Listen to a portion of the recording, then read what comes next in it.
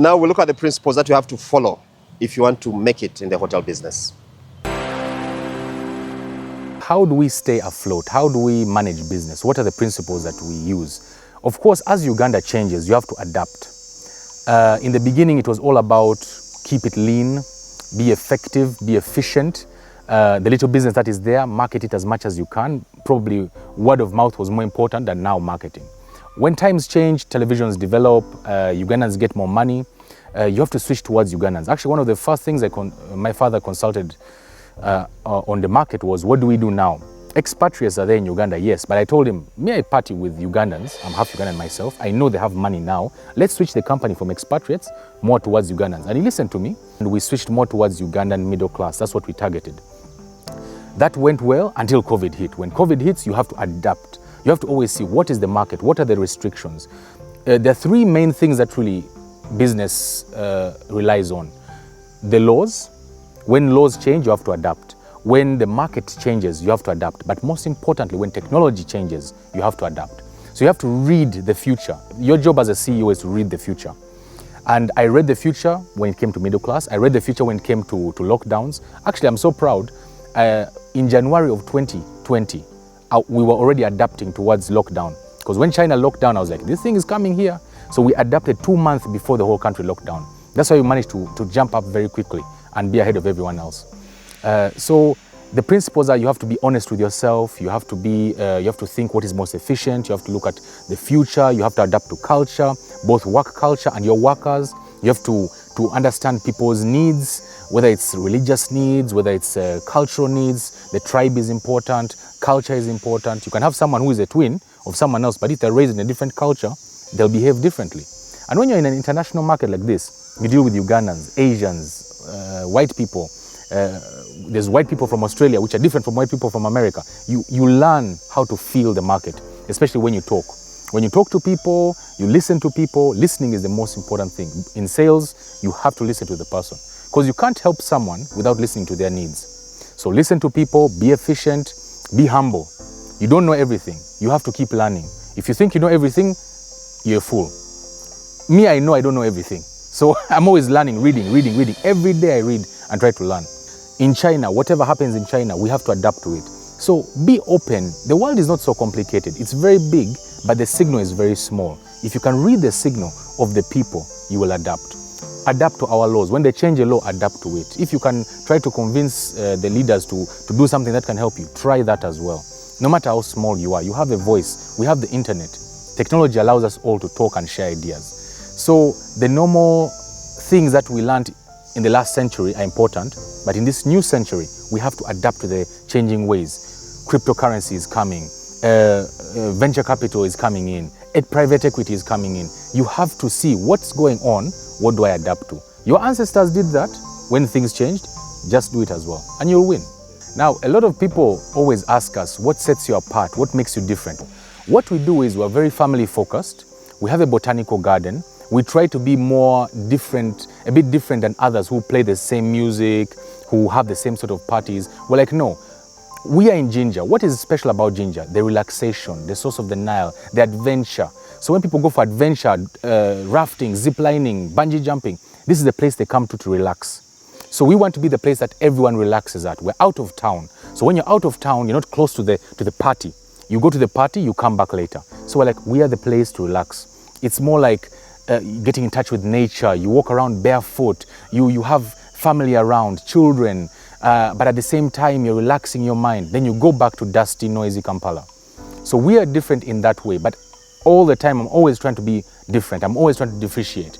But the best thing to do as a business consultant, if I was to advise you, is don't get in an industry that is very competitive, where you have to differentiate yourself. You rather be in an industry where you're so dominant, you have to pretend you're like everyone else. That's the best strategy.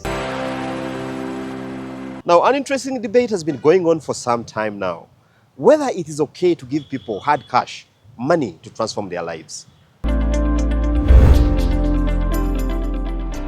We believe that people in poverty, like everybody else, knows what is most important for them. People know what to prioritize when you give them cash transfers. The question that people normally ask is, does giving people money without conditions work? My answer to that is yes, but I'm going to give two conditions. The first one is the amount of money that you give people should be sufficient, not just to meet their immediate needs like buying food, but enough for them to meet their basic needs and then to have enough of it to invest, which is exactly what we have seen using research at Give Directly. We found that people meet their basic needs and invest in so many things, including expanding businesses and for some people, starting new businesses. Another question that we commonly get is, how do you trust people to use this money without any form of training? And I'm very interested in this because so far the evidence has shown that just giving people skills is not sufficient. It doesn't make a difference. However, with the mindset training, we are hearing that you can just help people change the way they look at themselves, look at their possibilities. Now, there seems to be a reality that is catching up with us. Everything around us seems to be controlled by technology, from, of course, our households and our sitting rooms, to now the farm, the gardens. And in this segment, we're looking at a remote-controlled irrigation system, how it works, and the benefits it carries along.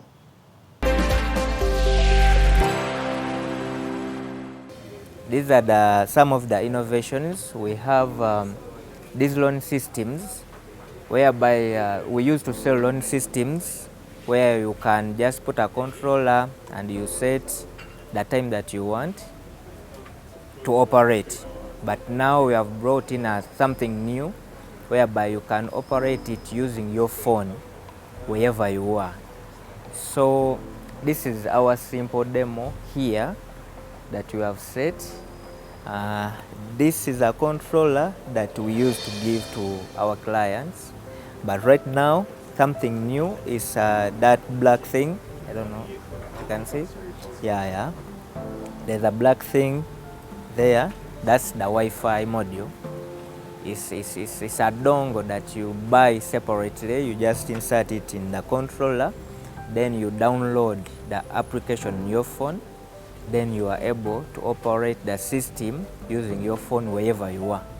These innovations, they are good in a way because, whenever you set, let's say you have set this to maybe sprinkle in the morning and in the evening, sometimes you feel like not irrigating that day, however much it has not rained.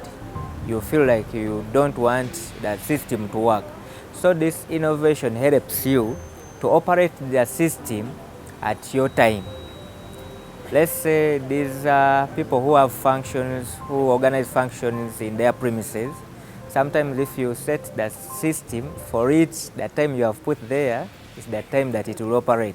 Now some guests might come in and I don't know that the system is there. So for it, it will just start to operate. Now this one, the beauty with this one is you to command it at wherever you are. You can be in your office even if you are outside the country. Yeah, it has been good because some people, they have their houses here and they are not living here, but they have the cameras. So they can easily monitor what's going on. So you can be wherever you are and you just switch on the system, you see how it's working, whether it has some faults, it's easier to fix them because you monitor your system wherever you are. Yeah, so this is the controller. These controllers are different in depending on how big the facility is. Yeah, if you have like 4 valves, there is a controller that can accommodate only 4 valves.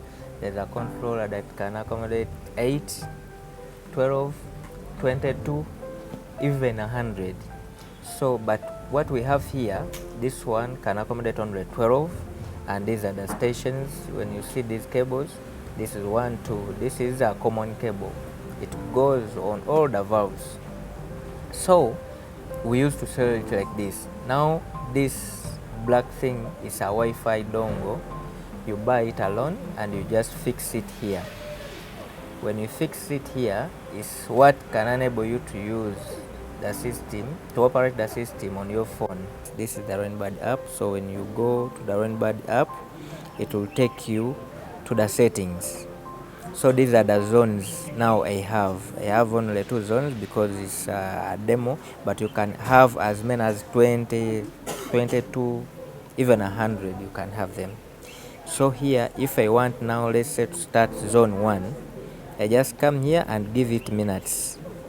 I give it minutes, let's say let it run for 2 minutes. I just press OK. Then I press play here.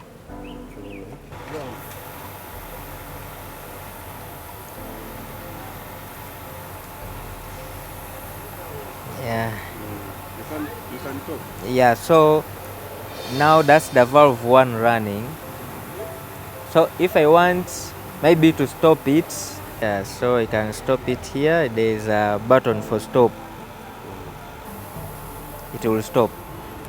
Now if I want valve 2 to run, I also give it minutes. Then I just press play. We've come to the end of this week's edition of Man and Market. Thank you for being part of the show. Now, from these and more stories, please visit our YouTube channel, our TikTok channel. We have these and more experiences of entrepreneurs sharing how they've made it in life and how they've been able to keep that money and keep it in a way that grows and keeps building wealth. Until next time, I've been your host, Charles Boji. Have a good evening and God bless you.